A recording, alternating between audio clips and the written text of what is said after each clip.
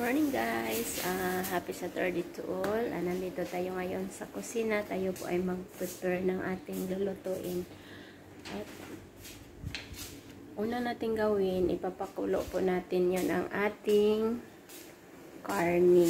Ito yon ang ating laham. Yan ang laham na. At ating ilagay sa pressure cooker. So, gamitan natin ang ating pressure cooker para madali na malanta yung ating karne. So, ito siya.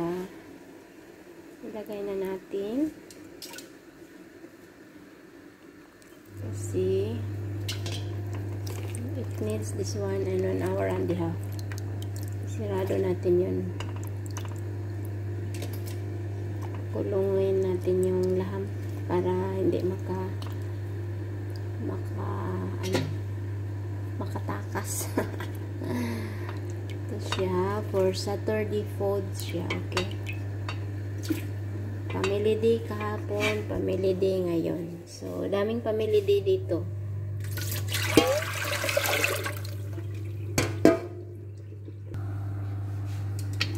Pag maluto na siya, tanggalin ko ang buto para po sa ang ano lang niya, laham lang niya ang gagamitin. Ito siya rin na. Isurado ko na. Ayan. Wala ko na siya. Direct ko na lang para ano. Isirado ko ay.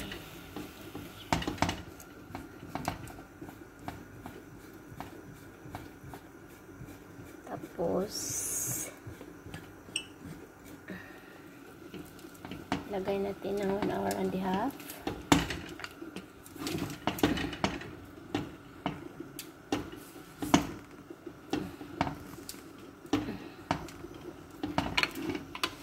Lagay natin ang ulo dito.